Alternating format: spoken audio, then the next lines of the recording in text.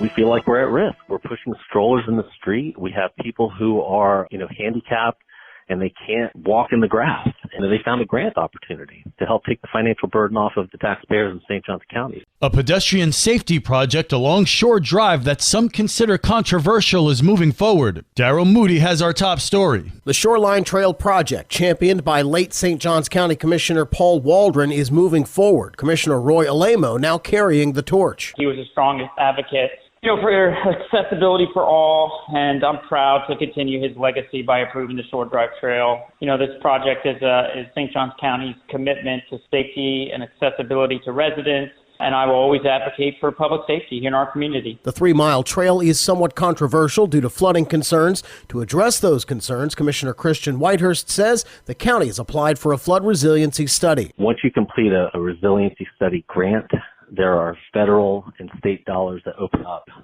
So there will be opportunities to make that coastline more resilient. And then there will be opportunities in the long-term future to make paths like the one that we're going to build more environmentally friendly, which means it might be more permeable. So you don't have this rigid, impermeable path along the coastline there. The Board of Commissioners asking for residents' input on the project. For St. Augustine's Local Morning News, I'm Daryl Moody. This local news is a service of your hometown Toyota dealer, Beaver Toyota US 1 St. Augustine, here to wow you. I'm not sure if their bond could have been any tighter. After 8 years of loyal service alongside Corporal Bruce Klein, the City of St. Augustine Beach Police Department says goodbye to K9 Kilo. Liz Ryan tells us more. Born in Slovakia 10 years ago, K9 Kilo was partnered with Corporal Bruce Klein in 2016 through the National Narcotic Detector Association.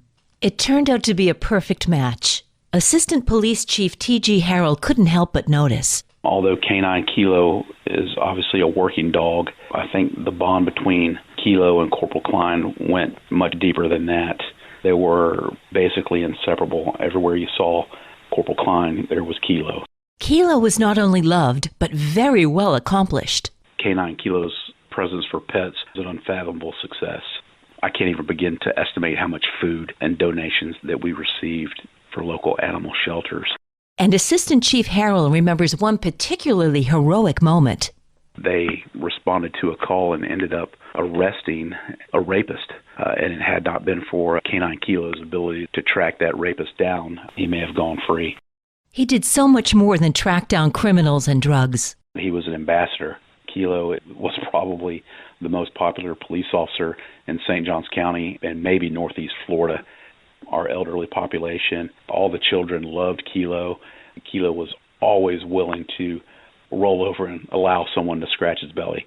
Kilo was one tough dog. Nobody knew he had cancer. Kilo was in such good shape, there were no warning signs. Last Sunday when Kilo fell ill, they rushed him to the vet, where he got excellent care.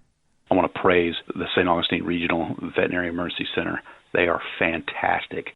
K9 Kilo will be laid to rest in a private service on Monday. A peaceful passage over the Rainbow Bridge to you, Kilo. We'll never forget you. For St. Augustine's Local Morning News, I'm Liz Ryan.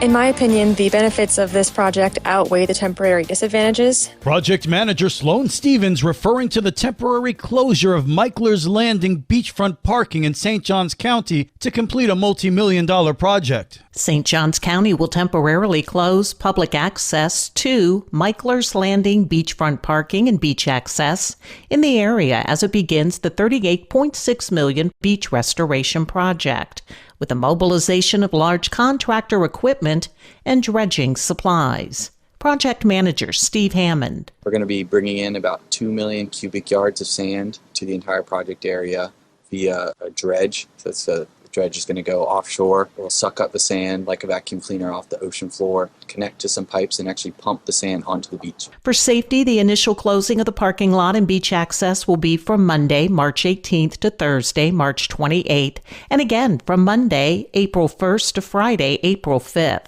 giving the public access during the Easter weekend. Sloan Stevens. Public parking will be available. The contractor will be consolidating their equipment to the western portion of the parking lot, leaving a safe area for the public to park and use the beach. Stevens adds during the closure period, the county will make it a priority to make driving through the area as painless as possible. Direct work areas, there will be about 1,000 feet of beach closed at a time. And for those times, we'll be directing traffic around those areas to still have access to the beach as much as we can. Because St. Johns County is known for its beautiful beaches, the natural habitat is being cared for as a result of the project. For nesting sea turtles, gopher tortoises, the beach is one of the major tourism spots for the area, especially people coming to Micklers. They need a beach to go out to and lay their towels on. The estimated completion date is August.